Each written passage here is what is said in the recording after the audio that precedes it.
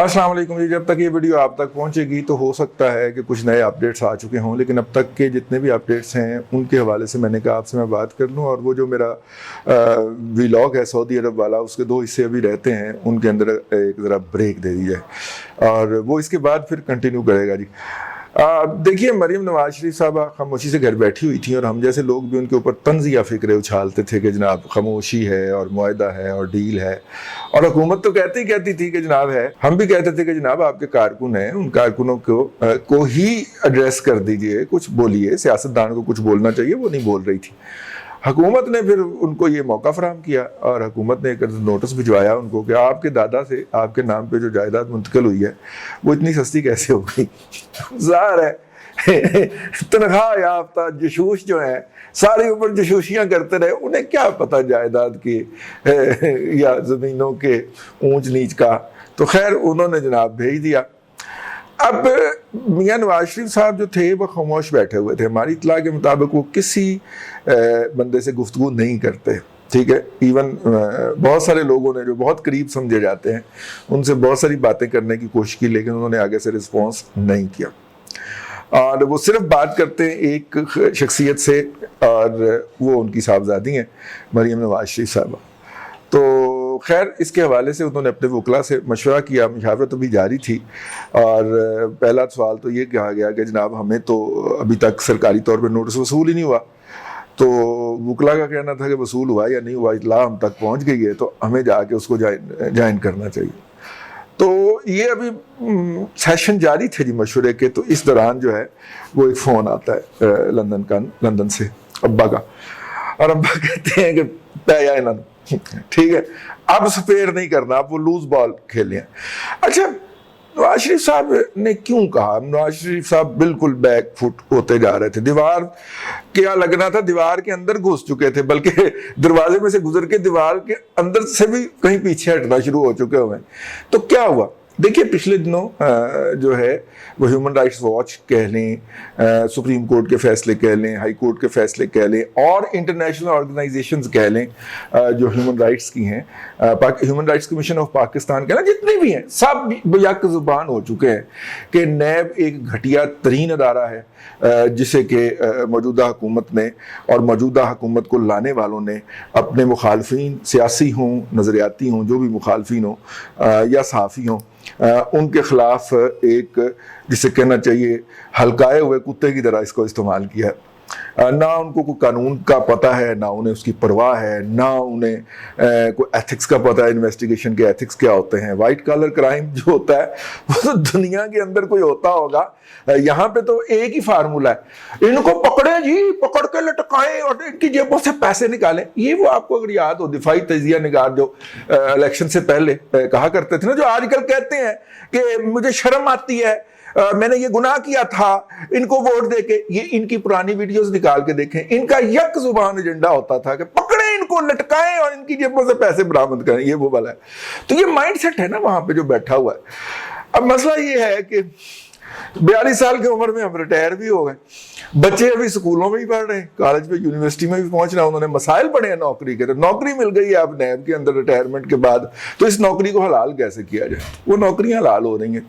तो खैर वो फोन आया, उन्होंने देखा कि फरीके सानी कमजोर है और कमजोर फरीके सानी के ऊपर हमला करके तो शेर जो है वो जंगल के अंदर अपनी धाक बिठा सकता है और बता सकता है दुनिया को कि जनाब इस वक्त भी शेर जो है वो लाहौर का जो है वो वाहिद नुमाइंदा है और धाड़ा है वहां पे खड़ा होकर। तो फिर शेर धाड़ा जी, और शेर धाड़ा कुछ यूं कि उन्होंने दिखाया कि जनाब मरीम नवाज शरीफ निकली हैं तो लाहौर उमड़ आया। उससे पहले ये जो खोखर्स हैं बड़े प्यारे हैं मियाँ नवाज शरीफ साहब को, ये जो जौहर वगैरह से जीतते हैं ना, करामत को निकाल के बाकी सारे खोखर नून लीग में है ना।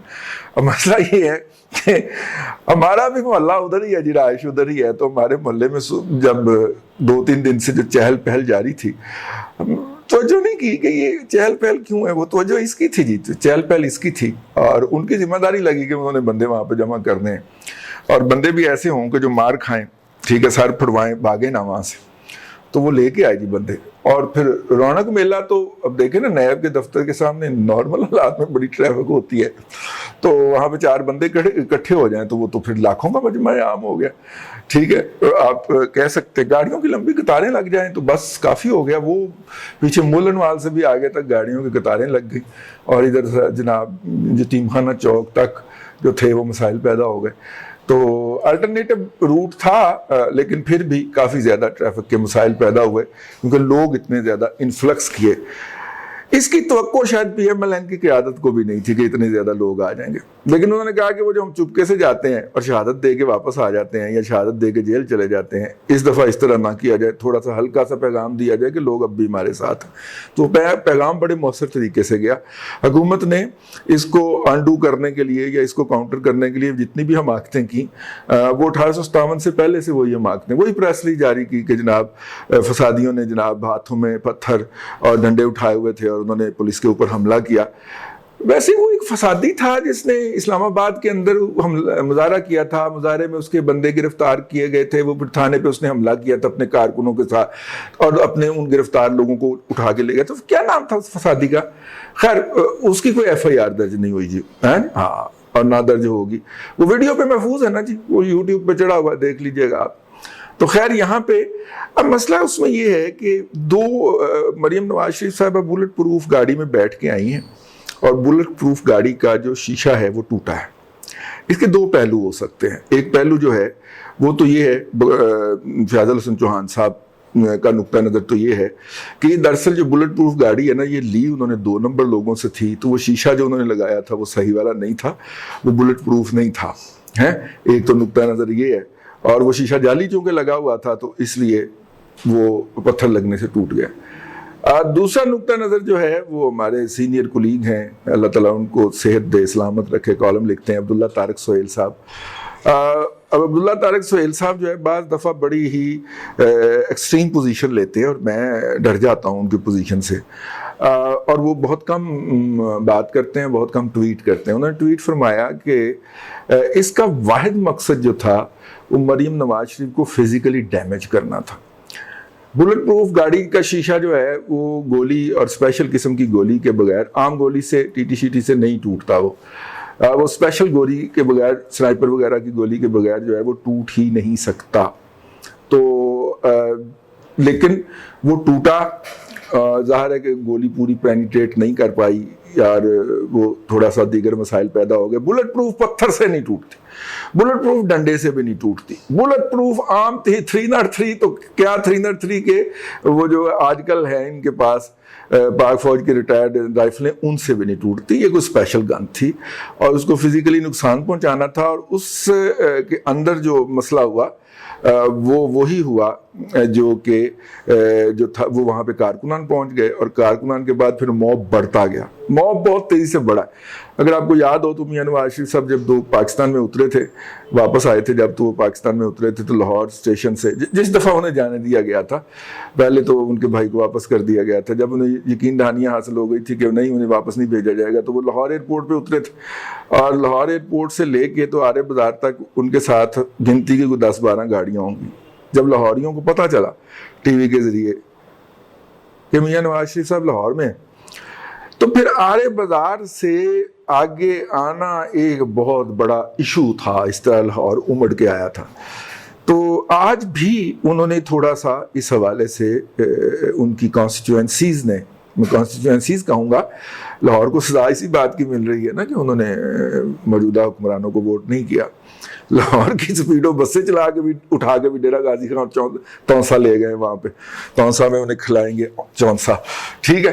تو خیر وہ جو ہے وہ یہ صورتحال ہوئی جی کہ موب زیادہ ہو گیا, تو وہ جو ایکٹیویٹی تھی وہ نہیں ہو پائی. یہ ایک اور طرف کا نقطہ نظر ہے, بڑا ایکسٹریم نقطہ نظر ہے. میں بہرحال میرا تو اس کے اوپر وہ دماغ نہیں ہضم کر رہا, اس کو میں اس کو ہضم نہیں کر پا رہا, اس انفارمیشن کو بہت ایکسٹریم پوائنٹ آف ویو ہے. لیکن جو ہے اب یہ بات سمجھ نہیں آ رہی کہ اگر انہوں نے صاحبزادی کو باہر نکلنے کو اور ہیڈ آن لینے کا حکم دیا ہے تو وہ خود کیا سوچ رہے ہیں, اور اگر وہ خود سوچ رہے ہیں تو خود بولتے کیوں نہیں ہیں. ٹھیک ہے. اور اگر وہ خود نہیں بولتے تو کیا اس بات کو پھر درست مانا جائے کہ وہ کسی انڈرسٹینڈنگ پہ گئے ہیں؟ اور بقول شیخ رشید کے کہ اگلے 3 سال تو انہوں نے کچھ نہیں بولنا. ٹھیک ہے نا. اب یہ وہ باتیں ہیں. لیکن اس پورے سین کے اندر آپ نے ایک بات نوٹ کی ہوگی، وہ یہ کہ شہباز شریف صاحب مائنس تھے، نظر ہی نہیں آئے. عطا اللہ تارڑ صاحب کے بھی گھر میں فوتگی ہو گئی، وہ بھی آگے نہیں تھے. ٹھیک ہے. آگے کون لوگ تھے؟ آگے وہ لوگ تھے جیسے کہ آخر میں رانا ثناء اللہ پہنچے اور انہوں نے کہا کہ انہیں جو حکومتی اخباری نمائندے ہیں نا، جو حکومت کے اخباری نمائندے ہیں، وہ انہوں نے گھیر لیا ان کو. اب رانا صاحب منہ سے یہ بھی نہیں کہہ سکتے تھے کہ یار کدھر سے سوال لے کے آئے ہو. ٹھیک ہے، اندر جائیں گے. اس نے کہا کیوں اندر کیوں جانا ہے؟ ہمیں بلایا گیا تھا اور بلانے کے لیے ہمیں اندر جانے کی جگہ نہیں دی گئی. تو ہم تو صرف یہ کہہ رہے ہیں کہ اگر ہمیں واپس بھی جانا ہے تو آپ آفیشلی ہمیں لکھ کے دیں کہ آج آپ کی پیشی جو ہے وہ ہم ڈیفر کر رہے ہیں. تو میرا خیال وہ انہیں مل گیا اور یوں وہ واپس چلے گئے. اس کے بعد ایک گلگلہ تھا اس کی ریکارڈنگ تک جو ہم ریکارڈ کر رہے ہیں اس وقت، کہ شاید وہ مریم پریس کانفرنس بھی کریں گی، لیکن تاحال فیاض الحسن صاحب کی پریس کانفرنس تو ہو گئی، مریم صاحبہ کی پریس کانفرنس نہیں ہوئی. دیکھیں جب وہ ہوگی تو وہ اس کے بارے میں کیا کہتے ہیں.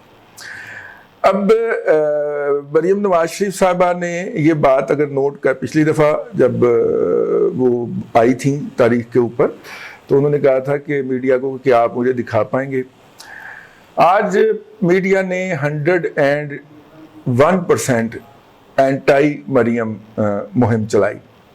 ٹھیک ہے، لیکن وہ اپنا پیغام، اور یہ مہم جو ہے پچھلے کم از کم 3 سے 4 روز سے چل رہی ہے. این بلاک میڈیا جو ہے، میڈیا کے اوپر بڑی شفقت ہوئی کسی شفیق انسان کی طرف سے، تو میڈیا اس شفقت کے تحت جھوکی گیا.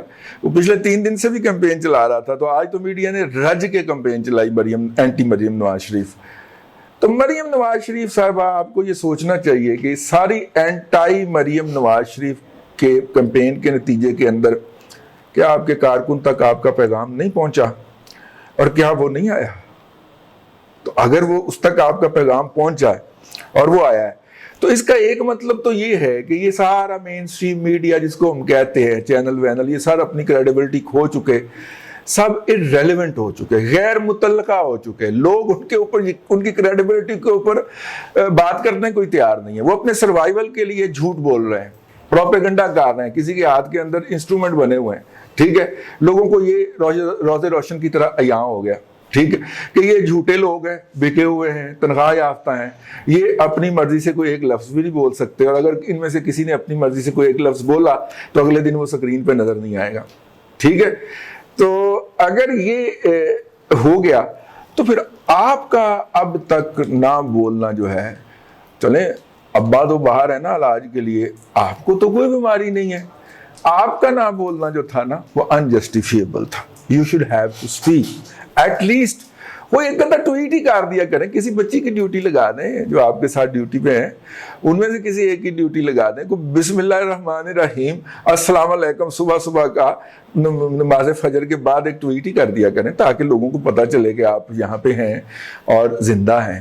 ٹھیک ہے، یہ آخر میں یہ بات کہنا بہت ضروری تھا، کیونکہ یہ جو جس والہانہ محبت کا آپ سے اظہار ہوا ہے اور جس عقیدت سے لوگ آئے ہیں، وہ لوگ اتنے بے وقت نہیں ہیں کہ آپ ان کے لیے ان کے آنے کا شکریہ بھی ادا نہ کریں. اور آپ نے وہاں پہ میڈیا کے سامنے کھڑے ہو کے صرف اپنی رودات بیان کیا کہ آپ کی گاڑی کے اوپر پتھر لگا، وہاں پہ درجنوں لوگ زخمی ہوئے ہیں. اس کے بعد سینکڑوں لوگ گرفتار کیے ہیں پولیس نے، اور پولیس نے ان کو گرفتار کرنے سے پہلے چنگا پھینٹا ہے، دھویا ہے.